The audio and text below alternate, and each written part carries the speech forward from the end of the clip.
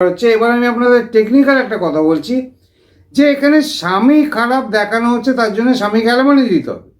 কিন্তু ব্যাপারটা হচ্ছে যে যারা স্বামী আছেন তাদেরকে বলছি, আপনি যদি আপনার ওয়াইফকে, নমস্কার বন্ধুরা দেখুন, আমি মেনলি ডিভোর্স কেস নিয়ে এবং লোনের ব্যাপার নিয়ে আলোচনা করি, মেনলি ডিভোর্স নিয়ে আলোচনা করি। তো ব্যাপারটা হচ্ছে মেনটেনেন্স নিয়ে আমি অনেকগুলো ভিডিও বানিয়ে দিয়েছি, অনেক জাজমেন্ট নিয়ে, অনেক রুলস রেগুলেশন, অনেক অ্যাক্ট নিয়ে আমি আলোচনা করে দিয়েছি। সুতরাং মেনটেনেন্স নিয়ে তো ছেলেদের মাথা খারাপ আছেই, অবশ্যই আছে। এবং সবসময় যে মেনটেনেন্সটা খারাপই হয় তাও না, অনেক সময় যুক্তিযুক্ত হয়।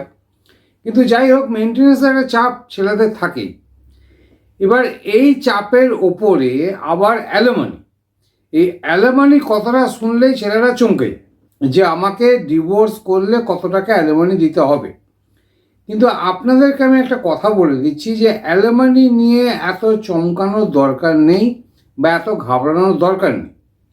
তার কারণটা আমি বলে দিচ্ছি।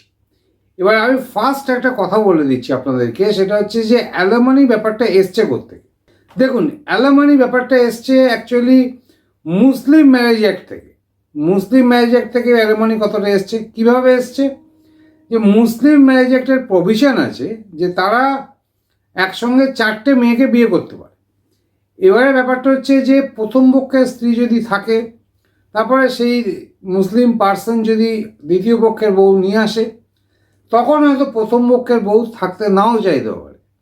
এবং যখন প্রথম পক্ষের বউ থাকতে না চাইবে, তখন তাকে কিছু কম্পেনসেশন বাবদ টাকা দিতে হবে। এবং এই কম্পেনসেশনটাই মুসলিম ম্যারেজ অ্যাক্টে অ্যালিমনি হিসেবে ধরা হয়েছে। এবং নানা রকম কোর্ট প্রসিডিওর, নানা রকম আস্তে আস্তে চলতে ডিভোর্সের সংখ্যা বাড়তে এই অ্যালিমনি কথাটা এখন আমাদের হিন্দু ম্যারেজ অ্যাক্টটাও ইউজ করা হচ্ছে। এবং কথাটা হচ্ছে যে আপনি যদি হিন্দু ম্যারেজ অ্যাক্ট দেখেন এবং protection of domestic violation act 2005 যদি দেখেন, এছাড়া BNSS 144, যেটাকে CRPC 125 ছিল মেনটেন্যান্সের ব্যাপারে, কোথাও কিন্তু আপনি অ্যালিমনি ওয়ার্ডটা পাবেন না। তাহলে আপনি বলবেন, তাহলে স্যার এই অ্যালিমনি কথাটা এলো কোত্থেকে? আমরা হিন্দু, আমাদের তাহলে অ্যালিমনিটা দিতে হচ্ছে কেন? এবং কয়েক জায়গায় লাখ লাখ টাকা, কোটি টাকাও অ্যালিমনি দিতে হয়। তা এই হচ্ছে ব্যাপার। এই জন্যে ছেলেরা প্রচণ্ড ঘাবড়ে থাকে যে অ্যালিমনি আমাদের কত টাকা দিতে হবে যখন ডিভোর্সটা হয়ে যাবে। এবার বলি, এই অ্যালিমনি ব্যাপারটা কিভাবে ঢুকেছে আমাদের হিন্দু ম্যারেজ অ্যাক্টের মধ্যে। সেটা হচ্ছে যে protection of domestic violation act 2005 একটা কম্পেনসেশনের ব্যাপার লেখা আছে সেকশন 22-তে। এই কম্পেনসেশনটাই অ্যালিমনি হিসাবে দেওয়া হয়। তাহলে একটা জায়গায় লেখা আছে কম্পেনসেশন সেকশন 22 অফ ডিভি অ্যাক্টে লেখা আছে 2005-এ, সেই কম্পেনসেশনটাই কিন্তু অ্যালিমনি হিসাবে ছেলেদেরকে দিতে হয় যখন ডিভোর্স হচ্ছে। এবারে ঘটনাটা কি হয়, যখন কোর্টে কেস চলে তখন মাননীয় ম্যাজিস্ট্রেট বা জাজ দেখে যে স্বামী স্ত্রীর মধ্যে এমন কি ঘটনা ঘটেছে যে এদের রিলেশনটা ডিভোর্স পর্যায়ে চলে এসছে। এই ডিভোর্স পর্যায়ে চলে আসার জন্য কারণটা কি?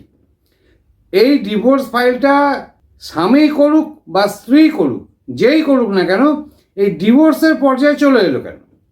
এখানে স্বামী তার ওয়াইফকে কোনো রকম গালাগালি, কোনো রকম বাজে কথা, উল্টোপাল্টা কথা এরকম বলেছে কিনা, কোনো মারপিট হয়েছে কিনা, এরকম সব ব্যাপারেই কিন্তু দেখা হয়।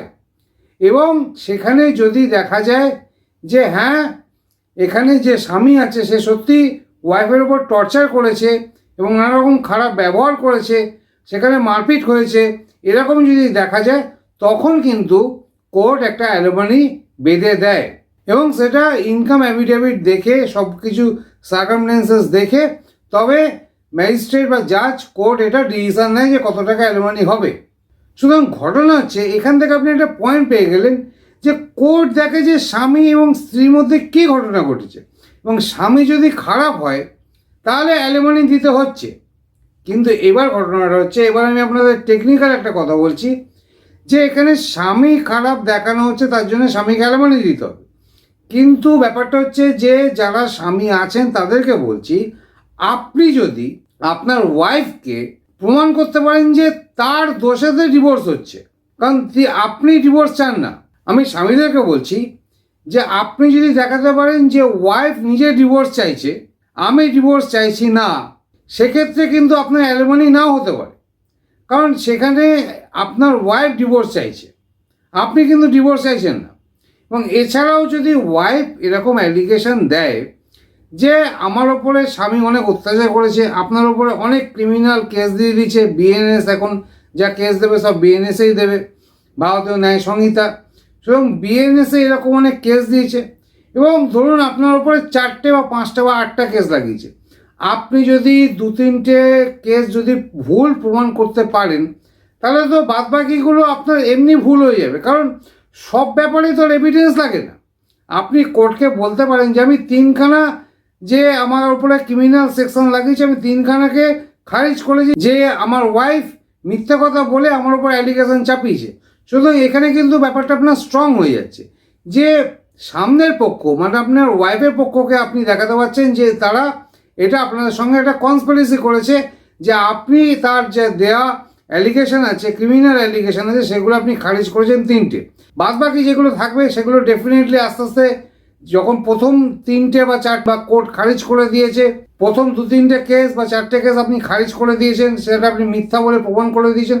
সুতরাং ওয়াইফ পক্ষও কিন্তু এখানে আপনি খারাপ দেখাতে পারেন, যে ওয়াইফ আমার সঙ্গে কোয়ালিটি করেছে, আমি ওয়াইফের সঙ্গে কোয়ালিটি করিনি। সুতরাং এইভাবে কিন্তু আপনি নিজেকে প্রোটেক্ট করতে পারেন অ্যালিমনি হাত থেকে বাঁচার জন্য। সুতরাং আপনার দিকটাকেও আপনাকে চিন্তা করতে হবে, যে আপনি যদি সত্যিকারেরই নির্দোষ হন, তাহলে কিন্তু আপনার অ্যালিমনির হাত থেকে কিন্তু বাঁচার উপায় অনেক আছে। এবার দেখুন, অনেক উপায় আছে সেটা ঠিকই আছে, কিন্তু এক একজনের সার্কামস্টেন্সেস, কেসের ফ্যাক্টস, কনসিকুয়েন্সেস আলাদা থাকে। আমি তো সবগুলো আলোচনা করতে পারবো না। আপনাদের যদি কনসিকুয়েন্সেস, ফ্যাক্টস আলাদা থাকে, আপনারা আমার সঙ্গে লিগাল ডিসকাশন করতে পারেন, অবশ্যই করতে পারেন। সেই ফেসিলিটি তো আমার চ্যানেলে প্রথম দিন থেকেই আছে।